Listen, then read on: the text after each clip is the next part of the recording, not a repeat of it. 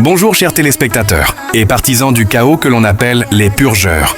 Je suis Ciel Starhive, journaliste et présentateur officiel de la maison Starhive. Vous suivez en ce moment le journal télévisé Starhive numéro 1. Un journal consacré au monde de la purge sur WhatsApp, ses événements, ses guerres et toutes les informations essentielles. Sans plus tarder, voici les titres de ce premier numéro. Titre 1. Le clan Worker annonce l'arrêt de ses activités. Que signifie réellement cette décision? Titre 2. Le grand terrassement des Hades, lancé par King Sakamoto. Quels ont été les résultats de ce projet ambitieux? Titre 3. King Sakamoto Morbius tire sa révérence. Une retraite anticipée, dictée par certaines obligations personnelles. Titre 4. L'OMP, autrefois redouté, connaît une chute brutale et disparaît du paysage de la purge. Titre 5. Astrius, purgé à 2 reprises en seulement quelques semaines après son retour. Une malédiction qui semble se poursuivre. Titre 6. Les figures les plus redoutées de la purge. Quelques noms des personnalités à craindre selon leur puissance. Titre 7. Focus sur le retour du clan des ombres. Titre 8. Les clans de purge. Actuellement en activité et l'émergence de nouveaux groupes qui bousculent l'équilibre. Titre 9. Beni Hades. Égal à Cristal ni Hades. Une affirmation avec des preuves à l'appui.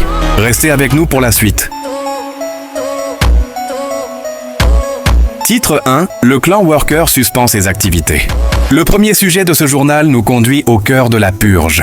Le clan Worker, longtemps considéré comme l'un des piliers de la scène, vient d'annoncer un arrêt brutal de ses activités. Selon les déclarations de Shigaraki Worker, éternel sous-chef du clan, cette décision résulte de son retrait personnel.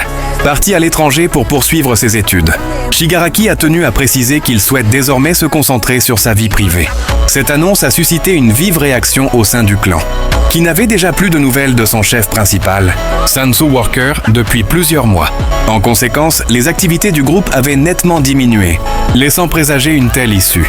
Pour l'avenir, les perspectives restent incertaines. Certains membres pourraient chercher à intégrer d'autres clans encore actifs, tandis que d'autres envisageraient purement et simplement de tourner la page, attachés qu'ils étaient à leur clan d'origine. Une chose est sûre, la disparition du clan Worker marque un tournant dans l'équilibre de la purge. Titre 2. Le grand terrassement des Hades. Tout a commencé par une violente altercation entre King Sakamoto Morbius et Beni Hades, le chef redouté du clan Hades. Une querelle qui a pris une tournure radicale. King Sakamoto Morbius a décidé de balayer les Hades du monde de la purge. Sans tarder, une opération d'envergure fut lancée. Des attaques coordonnées de bannissement massif s'abattirent sur les rangs des Hades, menées par le roi lui-même et ses 2 généraux, Damon Morbius et Zenitsu. En seulement 3 jours, près de 40 comptes WhatsApp affiliés au clan Hades furent rayés de la carte. Une offensive brutale, surnommée plus tard le grand terrassement. Cependant, malgré la violence de l'assaut, l'anéantissement complet n'eut pas lieu. Car si le clan Hades comptait plus de 100 membres, la campagne s'interrompit avant son terme, laissant encore des survivants. Mais l'événement le plus marquant fut la disparition soudaine de Beni Hades. Le chef, figure emblématique de son clan, se volatilisa, laissant derrière lui un vide stratégique. Face à cela, c'est Akashi ni Hades qui prit le relais. Seul contre tous, il se dressa face au terrassier. Malgré la pression constante de plusieurs clans rivaux, il riposta par des spams massifs, infligeant de lourds dégâts en retour. Résultat, loin de disparaître, les Hades survécurent à l'assaut. Fragilisés, mais encore debout, ils prouvèrent qu'ils n'étaient pas si faciles à effacer. Le grand terrassement restera dans les mémoires comme une campagne inachevée, où la volonté d'extermination d'un roi n'a pas suffi à éteindre la flamme des Hades. Titre 3. King Sakamoto Morbius tire sa révérence. Quelques jours seulement après le grand terrassement des Hades, King Sakamoto Morbius a annoncé sa retraite anticipée. Une décision brusque, motivée par un voyage qu'il doit entreprendre pour se concentrer sur son avenir personnel et réel. Cette retraite pourrait également expliquer pourquoi le grand terrassement n'a jamais été mené à son terme. Sans la présence de son chef, plus personne n'était là pour ordonner et coordonner les attaques. L'avenir reste incertain. King Sakamoto Morbius fera-t-il son retour dans le monde de la purge? Seul le temps nous le dira. Titre 4. La chute de l'OMP. L'OMP, ou Organisation mondiale de la purge, a été détruite.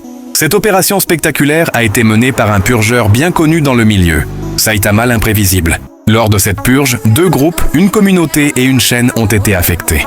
Selon les dernières informations, la chaîne et un groupe ont été retenus en otage, laissant planer le doute sur leur sort futur. Cette destruction a suscité des réactions partagées. Certains purgeurs ont exprimé leur mécontentement, mais nombreux sont ceux qui se sont réjouis de la chute de l'OMP. Dans ce monde, aucune organisation ne peut se permettre de se placer au-dessus des autres clans. En examinant les activités de l'OMP, il est apparu que certaines décisions manquèrent de réflexion et de cohérence. De plus, le chancelier Lord Ivar, à la tête de l'organisation, avait tendance à pratiquer le favoritisme, ce qui a largement indigné plusieurs purgeurs. Ainsi, la purge de l'OMP marque un tournant. Elle rappelle que, dans ce monde, aucune structure n'est intouchable et que chaque action peut être remise en question par ceux qui détiennent le pouvoir du bannissement. Titre 5. Le clan Astrius purgé 2 fois. Le clan Astrius subit une série de purges qui semblent interminables. En seulement quelques semaines après son retour, il a été purifié à 2 reprises. La première attaque a été menée par Tommy Grimm, qui a râpé leur communauté, plusieurs groupes et même le QG. Quelques semaines plus tard, une nouvelle purge a frappé le clan. Cette fois orchestrée par le clan Exodus mené par Terminator Exodus, ciblant le QG. Cette succession de purges laisse penser que le clan est frappé par une véritable malédiction. Malgré cela, Gojo Astrius, le chef du clan, semble répéter les mêmes erreurs, incapable de tirer les leçons de ses défaites successives. À ce rythme, il devient difficile de compter le nombre exact de fois où Astrius a été purgé. Mais une chose est certaine, le clan reste sous le joug de l'instabilité et de l'adversité. Titre 6. Les figures à craindre dans le monde de la purge. Depuis un mois, la purge semble entrer dans une nouvelle ère. Un constat s'impose, l'essence véritable de la purge disparaît peu à peu. Les attaques traditionnelles sur les groupes laissent place à une montée des spams et bannissements ciblés entre clans.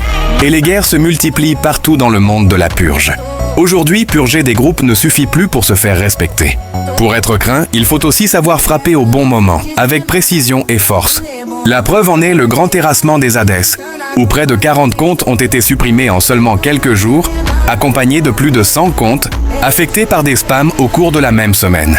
Un phénomène sans précédent dans la purge. Parmi ceux qui se sont distingués et imposent leur puissance, on retient des noms désormais légendaires.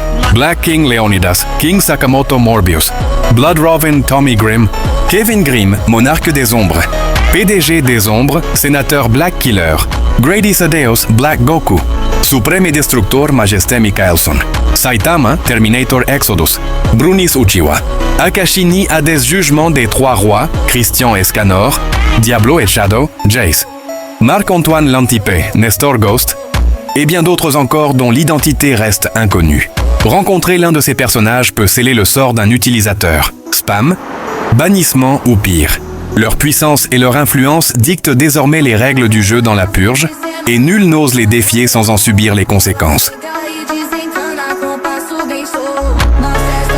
Titre 7. Le clan des ombres. Le retour du clan des ombres a surpris tout le monde dans le monde de la purge. Dès leur arrivée, ils ont fait une déclaration audacieuse. La guerre serait déclarée à tous les clans et à tous les chefs de clans. Et tous seraient ciblés, spammés et attaqués sans distinction. Au départ, cette annonce n'a pas été prise au sérieux. Mais leurs actions ont rapidement prouvé la véracité de leurs mots. Plusieurs chefs de clans ont été spammés et attaqués. Notamment les clans Hades et Kara, confirmant que les ombres ne plaisantent pas. Leur départ précédent avait été causé par le clan Hades, qui les avait purgés violemment. Lors de leur retour, le clan des ombres a été à nouveau frappé, cette fois par le clan Darzi et le clan Exodus, subissant encore 2 purges consécutives. Malgré ces revers, le clan a persisté. À leur retour, ils ont détruit quelques comptes avant d'être purgés à nouveau. Cette résilience démontre que, dans le monde de la purge, aucun clan n'est définitivement vaincu, et que la détermination peut permettre de renaître, même après des défaites successives.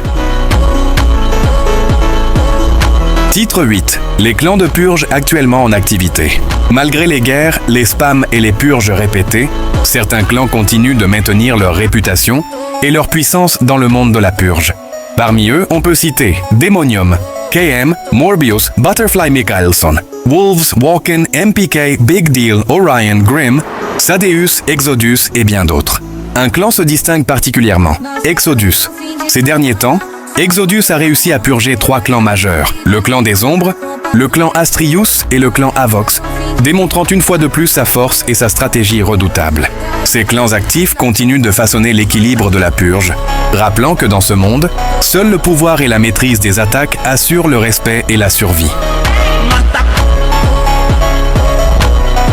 Titre 9, Beni Haddès égale à Crystal Eni Haddès. Une révélation secoue le monde de la purge. Beni Haddès et Crystal Eni Haddès seraient une seule et même personne.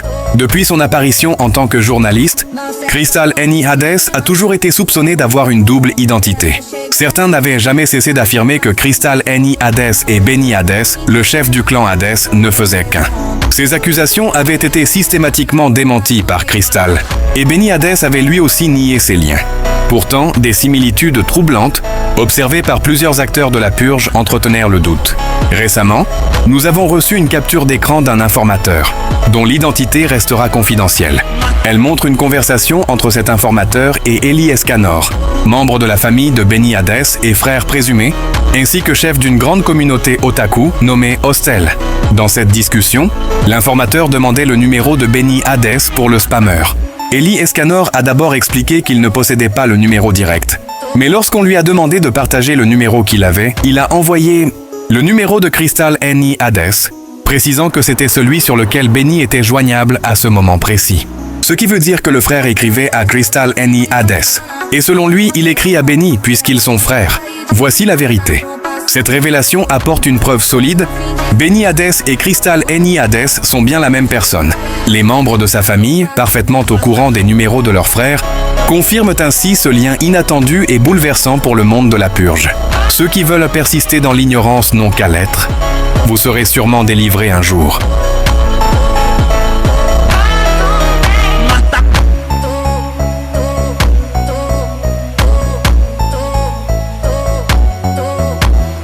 Chers téléspectateurs, avant de clôturer ce premier numéro, je dois vous avouer qu'un titre avait été oublié dans notre liste initiale.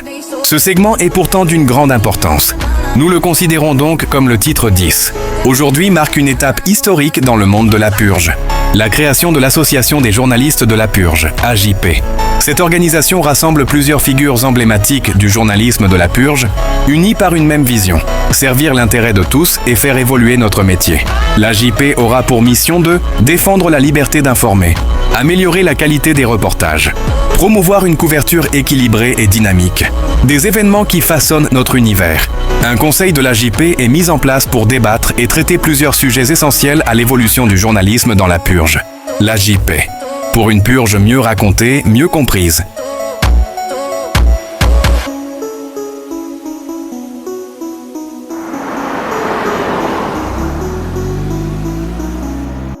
Et voilà, chers téléspectateurs, notre premier numéro du journal télévisé Starhive touche à sa fin. Nous avons parcouru ensemble les événements marquants du monde de la purge.